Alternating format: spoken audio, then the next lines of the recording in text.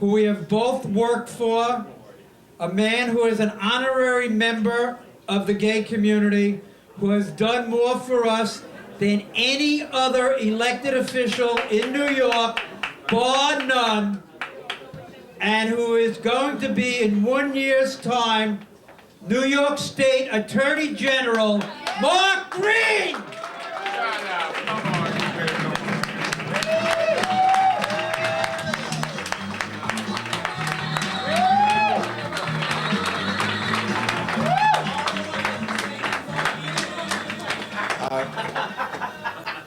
This is an impossible assignment. Not hard to sue Giuliani on police misconduct. Not hard to run against Bloomberg's $73 million. But to roast someone who is so good-looking, smart, loyal, and effective, I give up. Good night, and thank you.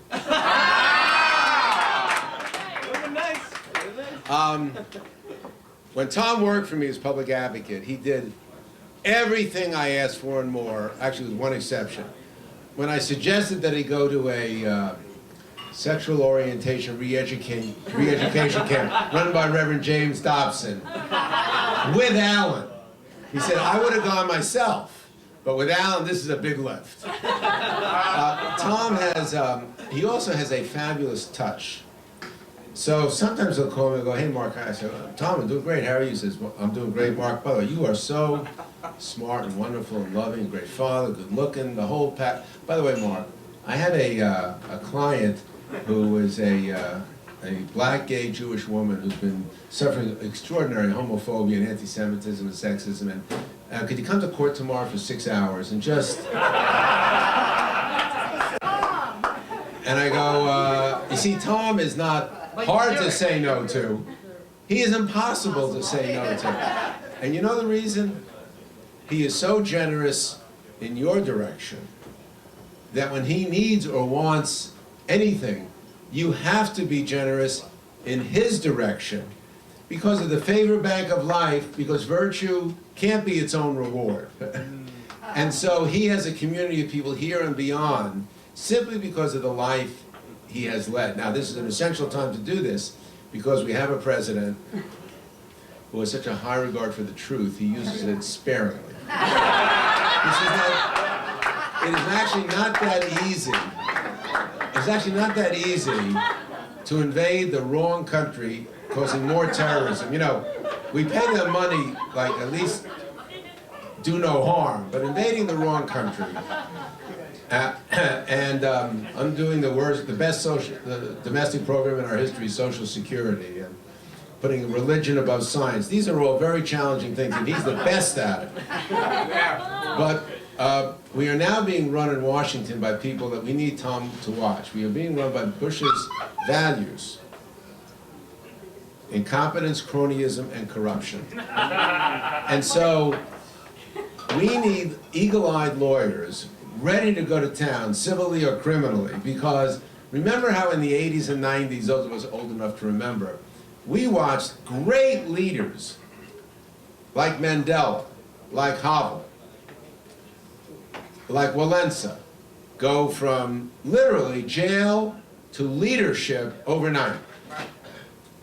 We're about to hit a situation where we have leaders in Washington who are the reverse. They're going to go from leadership to jail overnight. I will share with you, Tom and Alan, the woman that the three of us love more than any is my wife, Denny.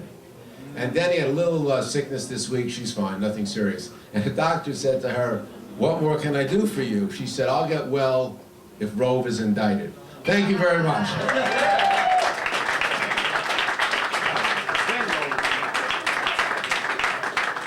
Our next Attorney General, Mark Green.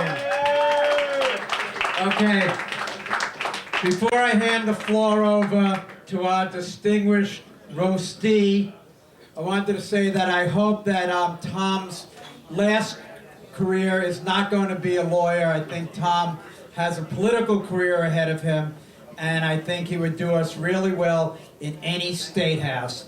And now, our guest of honor, our roastee, our attorney, and our mover and shaker. Ooh, I like that. Tom Shanahan!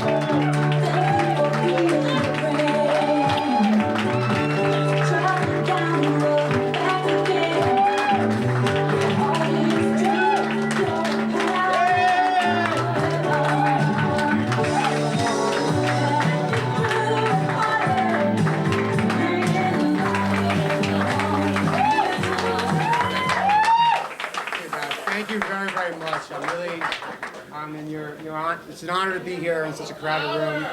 It's an honor to be here in such a crowded room with so many good friends, and I want to just thank everybody so much. And you know, my mother was going to come, and Bridget wanted her to come, and then Alan told me he was going to tell the toast story, and I was like, I didn't tell my mother about the event until an hour ago. That's something she does not need to hear. So anyway, thank you, Alan, for everything that you've done. I want to thank our hosts, Paul and Scott. You guys went out of your way for this. Thank you. I used to live across the street for 8 years, and I met Paul when Paul was first hired as a bartender here. And he's come a long way, and look what they've done with this place. This was an Irish dump then, and now it's unbelievable. So thank you so much, Paul and Scott.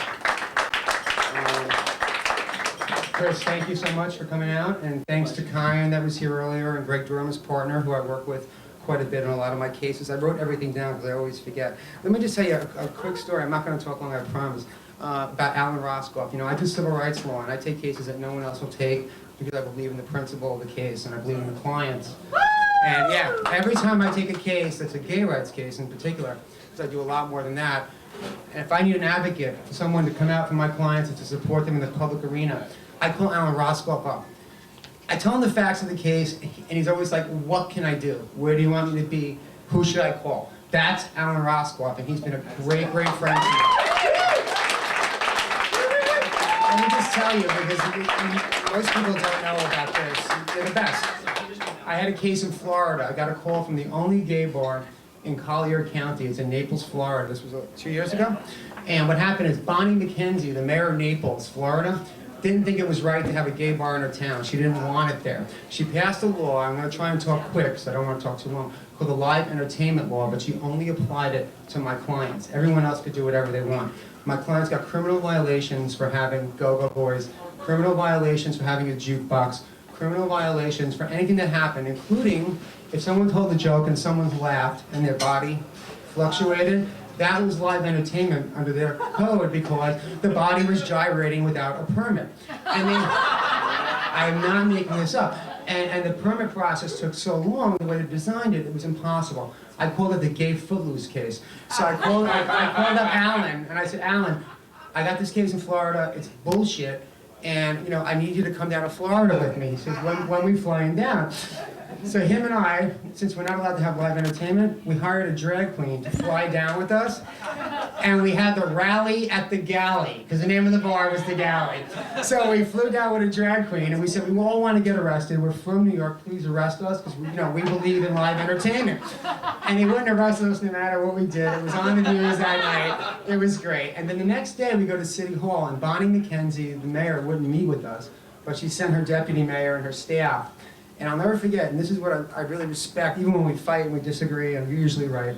But, okay.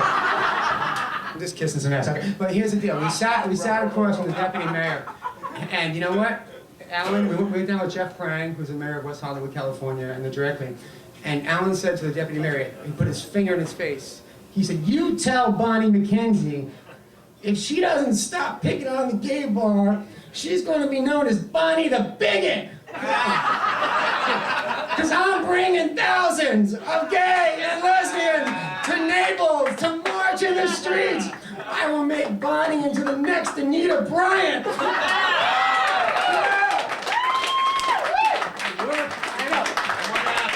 The galley's still open today. So that's the Alan Roscoff that I work with and I love. And that's why, you know, again, he's the best. And just want to thank the roaster. He's my mentor. Before I worked for him, I used to watch him on TV, and I was like, damn, this guy's good.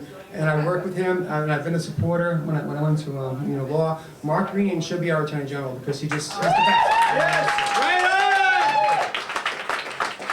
Catherine Abate, I will take it easy on your husband. I don't know where you are. I'm going to make it as easy as possible for him. He dresses nicely too. Tracy Westmoreland, my best friend. I don't know where are you? Yeah. Him and I flew to He owns